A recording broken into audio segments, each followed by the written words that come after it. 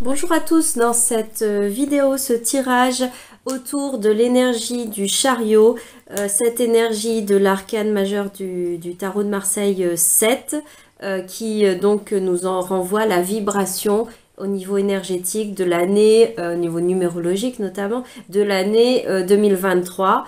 Mais voilà, un tirage qui peut se lire à différents moments. On va aller voir quels sont les messages pour vous de ce chariot-là. Alors ce tirage-là et les suivants s'inscrivent dans une proposition que je vous avais faite, en fait, de choisir, de vous laisser guider par un des messages du chariot que j'avais publié en image, en photo. J'essaierai de vous remettre dans cette vidéo l'ensemble des choix, si vous ne l'aviez pas vu. Comme ça, vous pouvez voilà, vous diriger vers la vidéo qui vous appelle.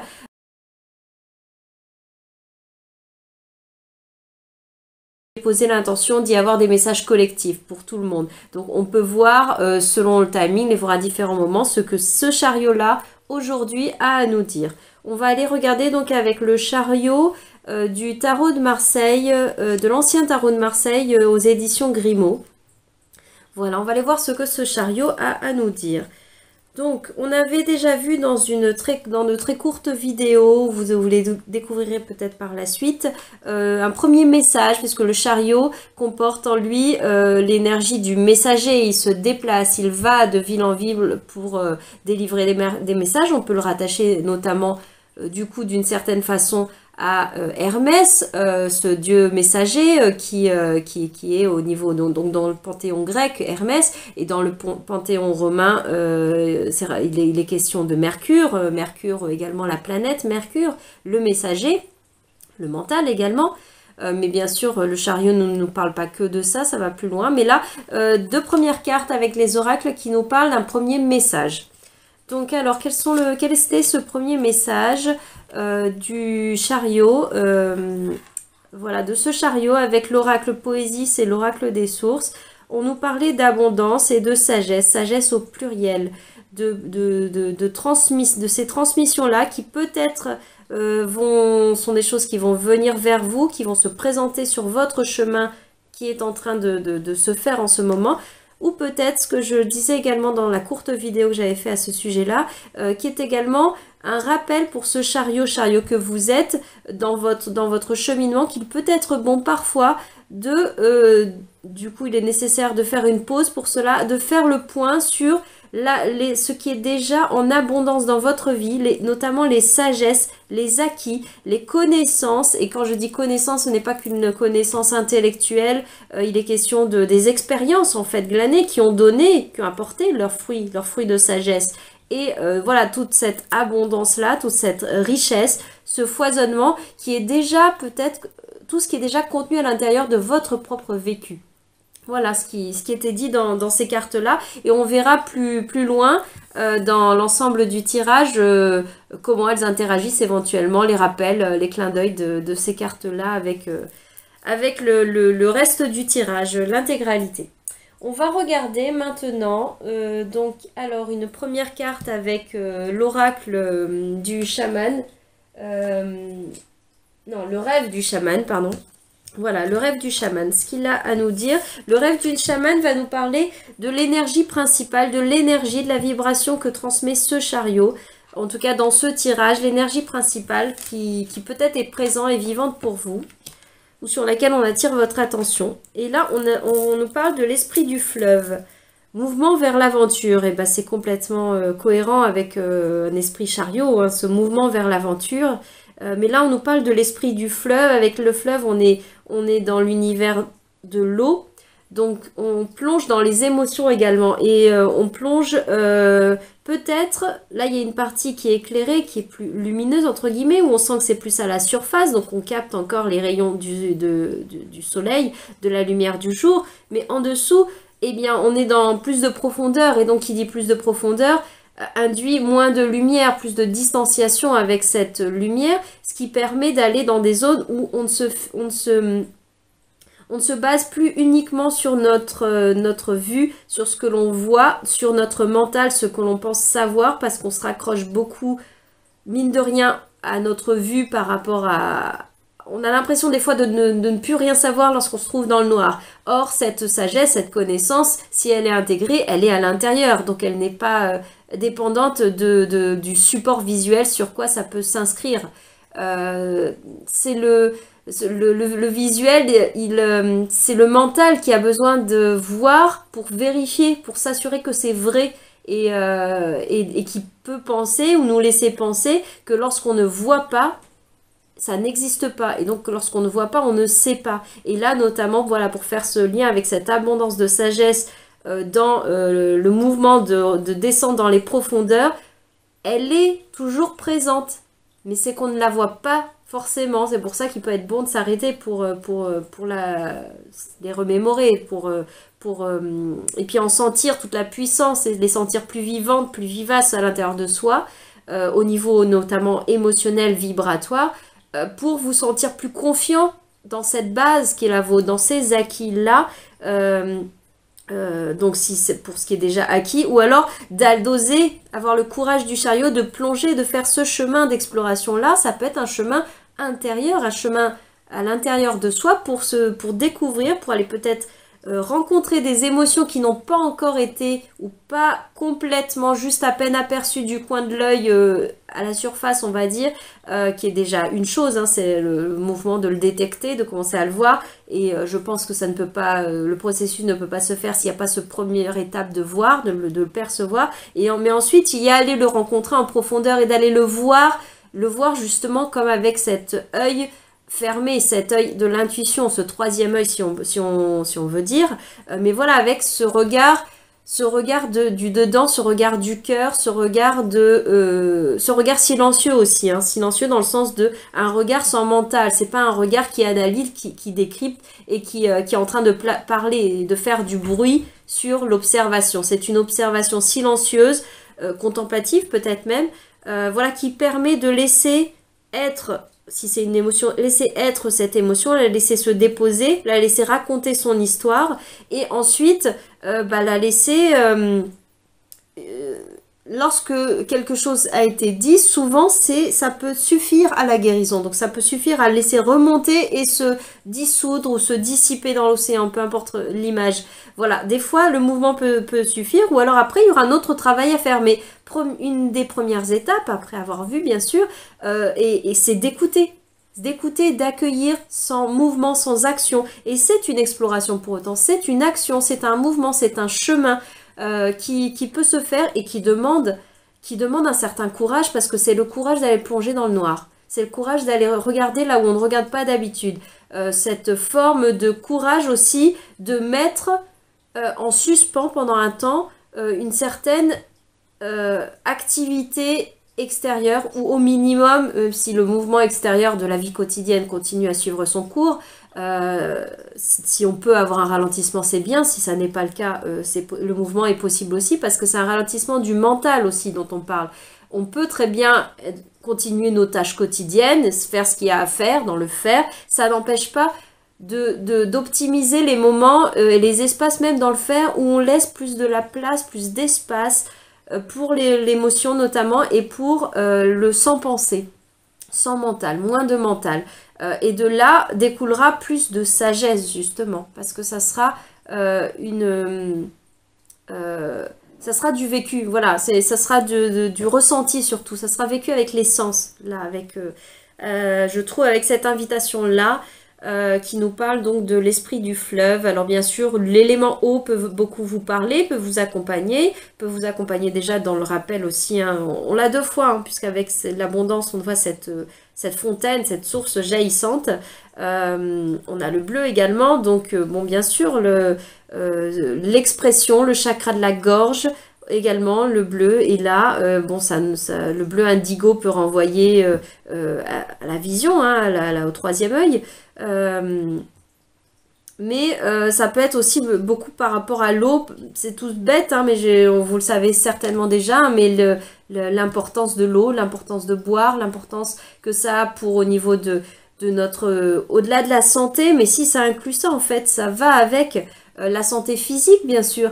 On nous dit de boire, mais c'est pas seulement ça, c'est que avec l'eau, dans notre eau, nous sommes pour beaucoup fait d'eau et tout à l'intérieur de nous est comme lié par l'eau et fluidifié par en tout cas par un mouvement de liquide qui est constitué grandement d'eau, littéralement pas que mais beaucoup d'eau, et c'est ça qui permet l'assimilation, c'est ce qui permet la circulation, donc ce qui permet la vie, c'est ce qui permet l'évacuation, le renouvellement et de laisser entrer des nouvelles eaux. On libère des eaux anciennes et donc on libère avec les mémoires, on libère avec la vibration, la cristallisation notamment émotionnelle, de pensée parfois, d'énergie, bon, évidemment, au niveau du corps également, hein, de ce dont le corps n'a plus besoin et a besoin d'éliminer, mais c'est la même chose au niveau énergétique. Donc, cette image peut vous servir bien au-delà de connaître ce mécanisme au niveau de la santé du corps direct, c'est aussi sur vos corps subtils, vos corps énergétiques, votre corps émotionnel notamment. Voilà, il y a ce côté-là peut-être qui était bon de rappeler avec ce chariot-là, hein, et même ce chariot que je vois un petit peu comme là, comme dans le domaine du sport, hein, ce compétiteur, enfin qu'il soit en compétition ou pas, hein, ce coureur, ce cavalier, peu importe le sport, qui va entrer en course, qui va entrer dans son action. Donc, et alors voilà, les sportifs le savent bien, l'eau est primordiale. Donc voilà, pensez à l'eau. Ça peut éviter les crampes, etc. Mais pas que. C'est à prendre avec humour, là, comme une image. Ça peut éviter les crampes dans le sens des crispations du mental, les crispations sur l'émotion et l'identité. Et du coup, ça laisse de plus en plus de place à l'ego qui peut s'identifier à ça. Et du coup, bah voilà, c'est la tête qui travaille et qui empêche une certaine libération et qui empêche peut-être l'accès à certaines sagesses et à ne pas, et du coup qui biaise le fait de voir qu'il y a déjà une certaine forme d'abondance. On est plongé dans l'eau là, donc on est par principe on est dans une abondance. L'eau représente ça pour beaucoup. On va regarder maintenant avec d'autres cartes, toujours dans les messages de ce chariot là. On va aller regarder non, on va aller regarder d'où vient ce chariot et où il va avec le tarot de Chiro Marchetti. Alors, pour vous qui avez choisi cette vidéo, ce tirage avec ce chariot-là, ce chariot de l'ancien tarot de Marseille, édition Grimaud. Alors, chariot, est-ce que tu veux bien nous dire d'où tu viens? Peut-être ça parlera de nous. Tu viens de l'impératrice. Et vers où tu te diriges? Vers où tu te diriges? Et donc également, ça peut parler de nous. Et là, on a le couple. On a la grande prêtresse, la papesse en dos de deck qui me renvoie, je pense, beaucoup à cette sagesse, à ce côté dont je vous ai beaucoup parlé, de plonger dans la nuit, dans le féminin sacré, etc. Alors, d'où vous venez de l'impératrice, où vous allez, ou même ce chariot, mais qui peut vous parler d'une part de vous, puisque vous l'avez choisi, c'est pour faire miroir avec vous-même. Et vous allez vers l'empereur. Alors ça nous parle du principe féminin et du principe masculin à l'intérieur de vous, à l'intérieur de nous. Bien sûr, ça peut aussi se vivre dans la vie, dans la structure extérieure, donc faite de dualité, c'est-à-dire contenu dans, on peut très bien parler d'une femme et d'un homme, on peut parler de couple, hein, même s'il n'est pas question d'un homme et d'une femme, etc. C'est juste la question, ou même si c'est pas sentimental d'ailleurs, il peut être question de deux personnes physiques, mais il est avant tout question de principe, il est question du principe féminin, du principe masculin, donc du principe réceptacle, du temps de gestation, notamment peut-être si vous êtes sur un projet de gestation des idées, peaufiner le projet, le créer. Là, on parle de l'abondance. Hein. Je vous disais que je sentais qu'une forme d'abondance, ça pouvait être un rappel du chariot que cette abondance était déjà pour beaucoup acquise. Ça ne veut pas dire qu'il n'y en aura pas derrière. Mais là, on vous le redit d'une autre façon. L'impératrice représente cette abondance, vous voyez, hein, avec, il n'y a pas la corne, mais il y a le contenu d'une corne d'abondance, d'une certaine façon. On est avec une énergie de printemps, on est sur le vert, on est avec la Gaïa, on est avec la terre, voilà, toutes ces symboliques-là. Elles sont déjà là, vous les avez déjà, vous avez déjà une forme d'abondance, vous avez déjà beaucoup de choses en vous et c'est une abondance qui est contenue dans le féminin. Donc on ne parle pas forcément là de choses extérieures, hein. On parle de choses à l'intérieur et vous allez vers quoi? Ou ce chariot se dirige vers quoi? Et bien maintenant il se dirige peut-être vers le temps de l'action. Le principe du yang parle notamment, et avec le chariot c'est également le mouvement, nous parle du mouvement. nous parle de passer à l'action, de matérialiser les idées du projet qui a été créé, créé en idée, en préparatif, en gestation, et ensuite vient le déploiement du projet ou la structuration, hein, le fait de donner plus de structure, de forme. Là, on est peut-être sur des choses encore plus circulaires, plus aériennes, plus émotionnelles, qui sont pas encore, qui sont le propre même de l'inspiration artistique et créative, qui sont les idées, qui sont tous là, mais qui n'ont peut-être pas encore trouvé leur support, leur voie d'expression. Et là, on passe dans la mise en matière. Donc là, ça peut nous parler de choses plus concrètes qui arrivent dans votre vie. Pas qu'elles, celles-ci n'étaient pas réelles, n'étaient pas existantes, elles étaient plus intérieures. Donc là, je parle de choses plus concrètes dans le sens où vous allez pouvoir plus les voir, les matérialiser, les toucher, les faire. Il y a cette mise en matière qui s'opère pour vous. Et s'il est question d'un cheminement intérieur, notamment au niveau de l'émotionnel, vous avez déjà beaucoup cheminé à ce niveau-là. Il est peut-être question de davantage l'intégrer à votre quotidien, à votre existence, tout en continuant à faire ce travail-là, cette œuvre-là. Mais là, ça passe par plus d'actions concrètes. Donc, ça peut passer par... là, il y a eu l'observation dont je vous parlais pas mal tout à l'heure. Ça peut nous parler de ça. Et ensuite, ce processus de transmutation qui est plus actif, ce processus de remontée à la surface, et d'alchimiser peut-être les blessures, de travailler de structurer les pensées, de faire ce travail peut-être d'élagage à l'intérieur de ce qui ne sert plus, etc. L'empereur n'aime pas les dépendances, hein, donc il aime il aime être dans son intégrité, il aime être dans sa souveraineté, donc c'est en cela qu'il n'aime pas ça. Il aime du coup en termes de vibration, c'est ce qu'il aime vous diffuser, il aime vous pousser, il peut vous aider à vous détacher de certaines dépendances émotionnelles, voilà, qui peuvent faire qu'il y a encore de l'émotionnel assez vivant, assez vivace, hein, pour vous. Voilà, dans ce message-là du chariot qui nous parle donc d'où il vient et vers où il va, puisqu'il pourra vous parler. Oui, même si c'est dans un processus qui reste émotionnel, hein, il peut y avoir des choses qui peuvent être plus structurées, concrétisées. Ça peut passer par le fait, là c'était d'écouter ces émotions, là ça peut être de les écrire, hein. Là on passe déjà dans une forme qui ancre davantage, au sens, dans les deux sens, d'ancrage, mais puis de l'encre, l'écriture, hein, avec de l'encre.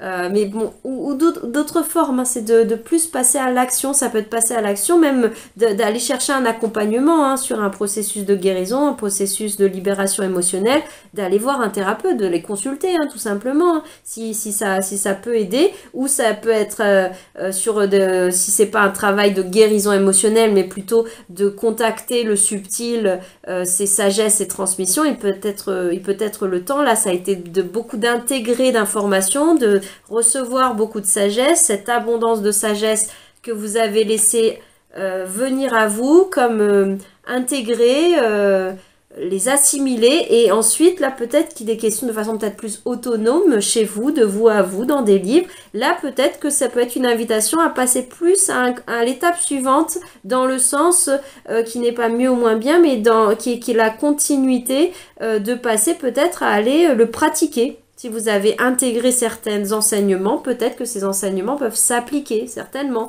C'est en général l'idée quand même.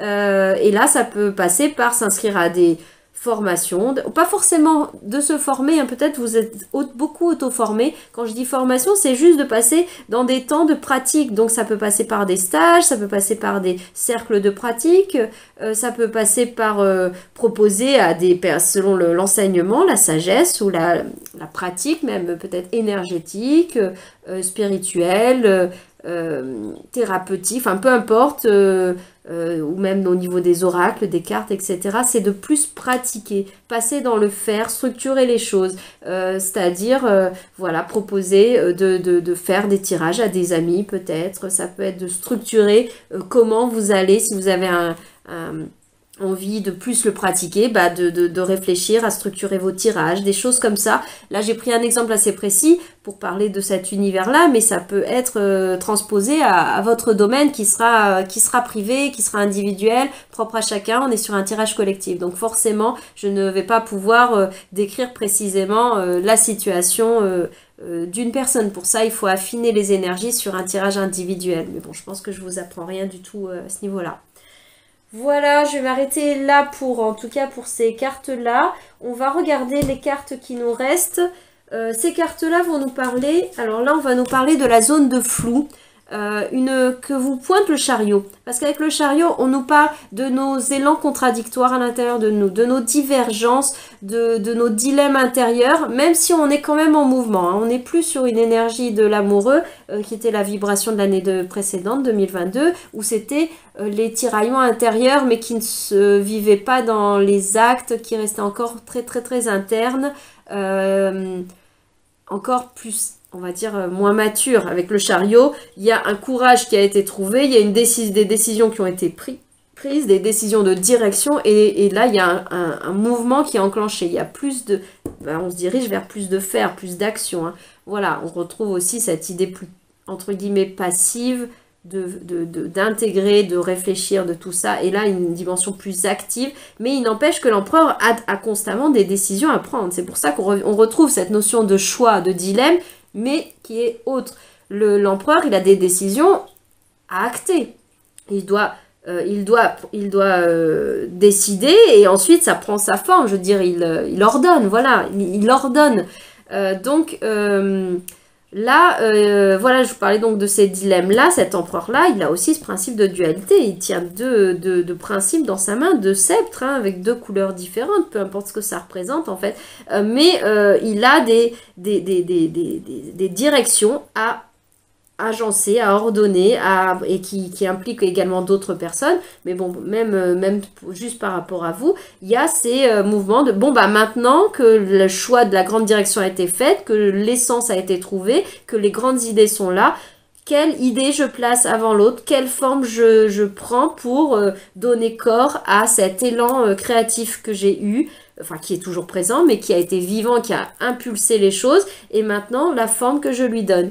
Donc ça peut encore donner évidemment des zones de flou, des zones qui ne sont pas forcément encore... qui sont encore un peu sous le tapis même de l'empereur, hein, quelque chose qui n'a pas encore soit perçu, soit qui n'a pas encore envie de traiter pour l'instant. On va voir ce que ce chariot-là avait à vous dire, à nous dire par rapport à ça. Et là, on nous parle du passage, la zone de flou, la zone... flou dans le sens aussi d'ombre, mais l'ombre qui est à percevoir dans le sens, comme je vous le disais, qui ne reçoit plus les rayons de la lumière. Autrement dit, qui n'est plus éclairé de notre conscience. On n'en a pas conscience, elles ne sont pas, on n'est pas à avoir peur des ombres. C'est juste la nuit, c'est la nuit, c'est tout. Bien sûr, ça peut soulever des inquiétudes, mais en réalité, il est question que le principe solaire, les rayons du soleil n'accèdent plus directement à la Terre, et donc on ne le perçoit plus. Notre réalité n'a pas changé pour autant dans cet espace-temps-là. On a une lumière autre qui est la lumière indirecte de la Lune qui nous parvient, mais bien sûr que c'est moins lumineux, mais dans un sens qui peut être connoté, là j'aime pas du coup dire ça, mais moins une lumière moins solaire, moins jaune, hein, pour donner tout simplement des couleurs, pour essayer de pas être... de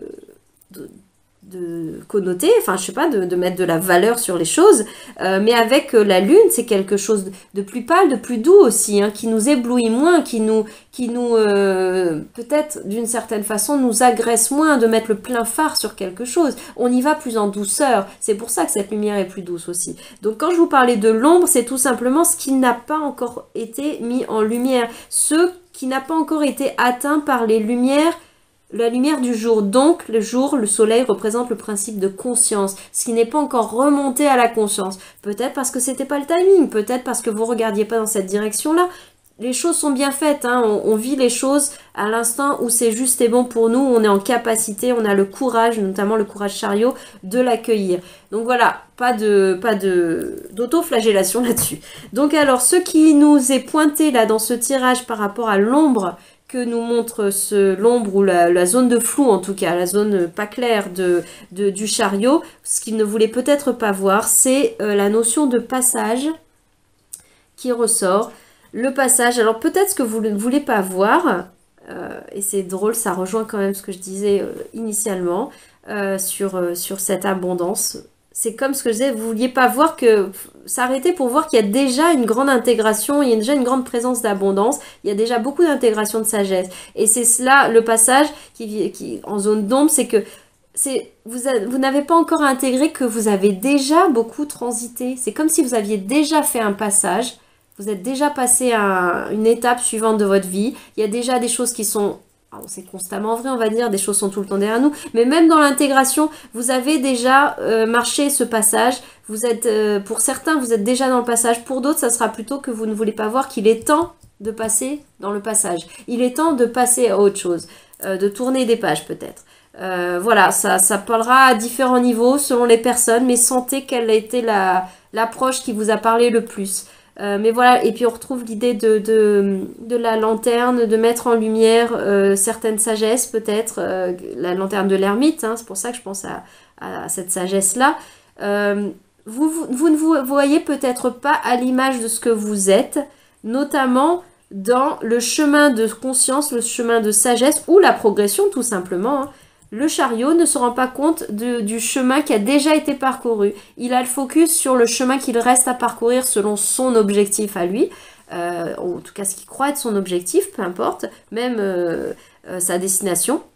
Mais il ne se rend pas compte qu'il est déjà passé dans pas mal de tunnels, dans pas mal de passages. Il a déjà traversé des vallées, des contrées, des autoroutes, peu importe. Hein, tout ça a déjà été passé. Alors, peut-être qu'il est bon pour vous, en effet, de faire escale, comme je le disais au tout début, de temps en temps, pour voir le chemin déjà parcouru. Et peut-être que vous verrez qu'il y a déjà beaucoup de choses qui ont... Le passage, beaucoup de choses ont déjà été transitées. Vous avez déjà transité vers une certaine étape, mais vous voyez peut-être encore à l'étape d'avant. Voilà, c'était un peu l'essence de ce que j'essayais de vous dire. Peut-être pas forcément de façon si fluide que ça. Mais voilà, j'espère que quand même certaines choses passent, certaines choses sont transmises. Alors on va regarder maintenant ce que ce chariot, ce chariot-là nous parle des zones de bonheur, des zones de petit bonheur notamment, avec cet oracle qui s'appelle Au Petit Bonheur. On va aller regarder qu'est-ce qui lui apporte ces petits bonheurs, ou sur quoi... si on l'oublie parfois, si on détourne le regard, des fois dans notre course effrénée par rapport à quelque chose, peu importe, ou au rythme de la vie en général, on peut détourner le regard de ce qui en fait nous apporte au quotidien des sources de bonheur, de petits bonheurs. On va regarder de quoi nous parle ce chariot-là, qui fera peut-être certainement miroir avec ce qui vous apporte de la joie, des plaisirs simples. Et là, on nous parle, trouve le diamant caché.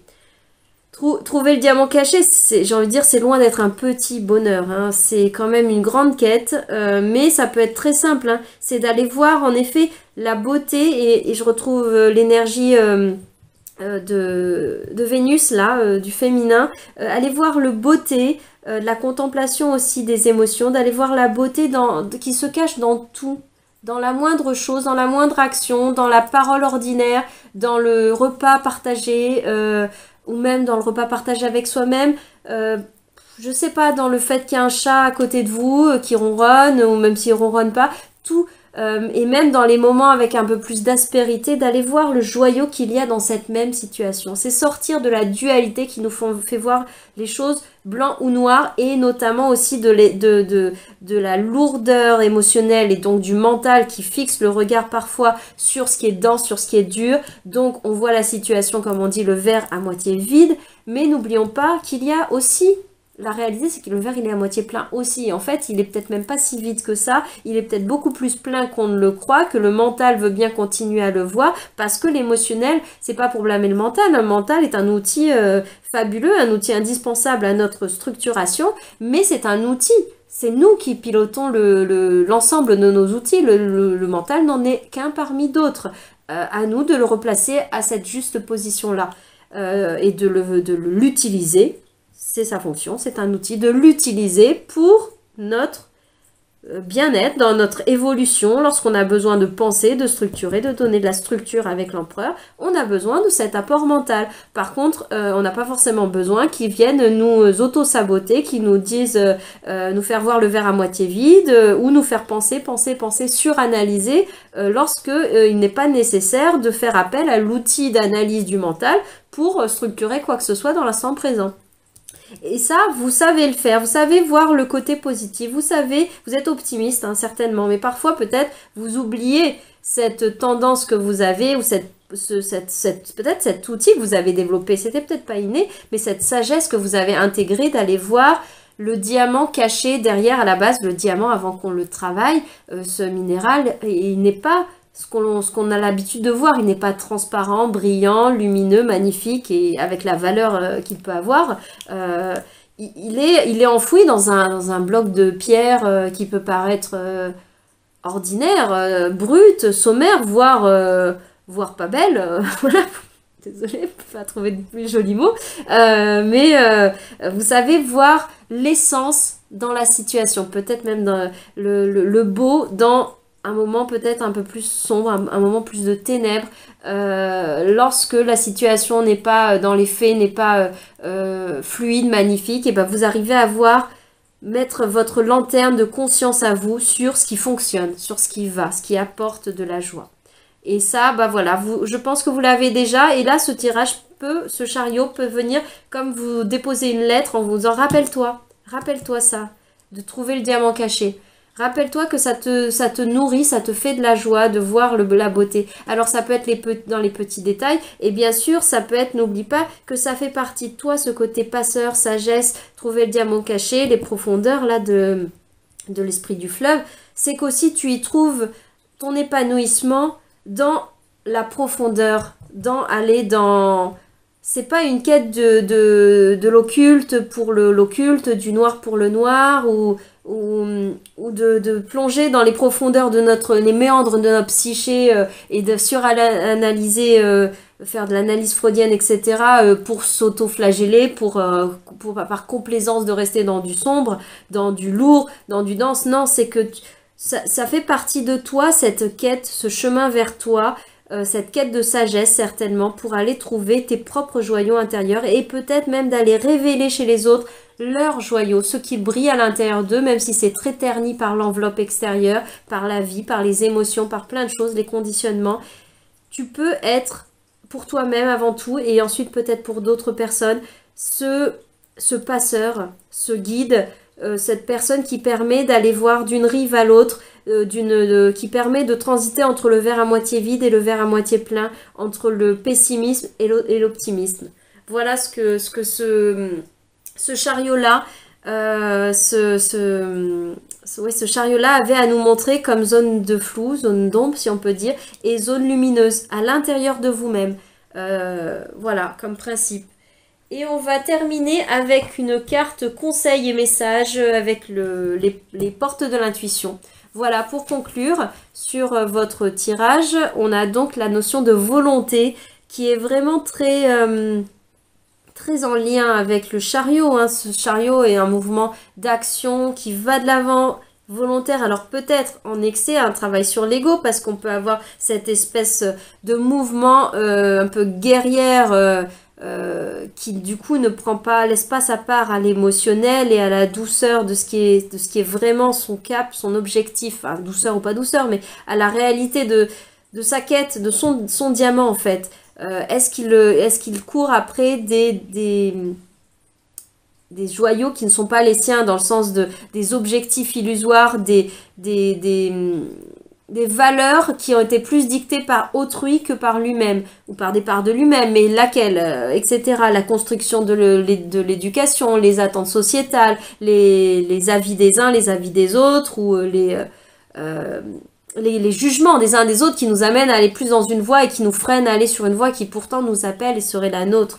Donc c'est de cela que je parle en excès, même d'une volonté, attention, la volonté qu'elle soit en alliance, parce qu'avec le chariot, c'est la volonté, certes, c'est d'un côté victorieux, oui, ça va de l'avant, mais dans l'alliance, dans le fait de manier les élans contradictoires de ces deux chevaux, mais donc qui nous symbolisent les élans contradictoires de notre être, à l'intérieur de nous, de nos parties, de notre âme, entre notre mental, notre âme, notre désir, notre cœur, notre corps, notre tête, enfin peu importe. Toutes ces choses-là, ou des directions, pour prendre un sujet par exemple professionnel, les différentes directions professionnelles qu'on veut prendre, les différentes directions sentimentales que l'on veut prendre, les différents lieux de vie où on voudrait aller, voilà, c'est de ça qu'il est question.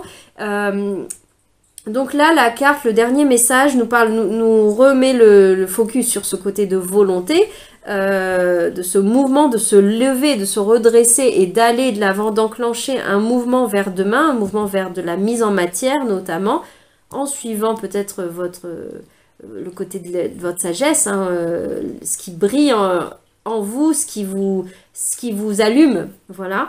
Et on va regarder ce texte-là. Soyez volontaire, avancez en appréciant la personne que vous êtes. Voyez, appréciez le joyau que vous êtes. Appréciez la personne que vous êtes devenue. Appréciez le fait que vous avez beaucoup cheminé, vous avez passé beaucoup de passages, vous avez beaucoup transité et de là vous en sortez peut-être d'une certaine façon dépouillé. Ce personnage-là, la volonté, il est nu. Vous êtes peut-être, et ça fait de vous votre grandeur. Vous avez déposé beaucoup les apparats, les apparences du chariot qui comporte ça également, qui peut nous parler de tout ce qui est nos costumes de scène, nos masques, nos casquettes, nos blindages aussi, hein, nos protections, nos armures, tout ça.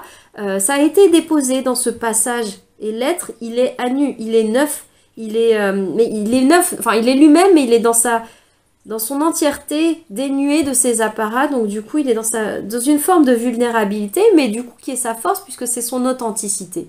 Et du coup on vous dit d'apprécier qui vous êtes, apprécier l'abondance qui est déjà à l'intérieur de vous, apprécier le chemin parcouru, apprécier les sagesses dont vous êtes maintenant porteurs, que vous transportez avec vous parce qu'elles sont intégrées, elles sont à l'intérieur de vous et vous pouvez diffuser qui vous êtes en fait, sans chercher à diffuser de la sagesse ou quoi que ce soit de précis. Diffusez, soyez qui vous êtes et en cela vous transmettrez, vous avancerez sur ces chemins-là. Voilà pour ce tirage. Premier tirage autour de ce premier chariot, ce premier choix éventuellement que vous avez fait avec l'ancien tarot de Marseille, édition Grimaud. Voilà, je vous dis à bientôt. Si vous avez envie, vous pourrez découvrir les autres vidéos sur les autres thématiques chariot, même si vous avez déjà fait un choix. Vous pouvez les écouter comme une guidance du moment. Voilà, j'ai fait ces tirages avec cette intention-là. Voilà. Et puis vous pouvez découvrir bien sûr d'autres vidéos sur la chaîne. Vous avez également le groupe Facebook sur lequel je partage sous d'autres formes des textes, voilà, au-delà des vidéos, et sur lequel vous pouvez venir partager, venir transmettre. C'est l'idée, c'est un groupe, c'est fait pour ça. Donc ce groupe Facebook s'appelle Le Chemin vers Soi. Vous voyez, c'est un mot, ou en tout cas des mots, des formulations, des images qui sont quand même assez très présentes dans mon langage. Donc voilà, le groupe Facebook s'appelle Le Chemin vers Soi. Voilà, vous pouvez regarder sur la chaîne Paris de Clos et le groupe Le Chemin vers Soi. Ce que je diffuse, et également Instagram, puisque je pense que les vidéos courtes, là où je vous parlais de ces deux premières cartes pour chaque carte qui a été tirée. Si vous voulez d'ailleurs juste un message bref, vous pouvez aller regarder ce que je vais diffuser prochainement, ou peut-être ça a déjà été diffusé, en fait je ne sais pas, sur Instagram. Voilà, et vous pouvez les retrouver, voilà, les cartes et donc l'ensemble du message dans les vidéos plus globales, plus collectives, qui peuvent être prises comme des tirages du moment. des guidances du moment, en tout cas lorsque c'est juste et bon pour vous de l'entendre. Voilà, je vous dis à très bientôt. Au revoir.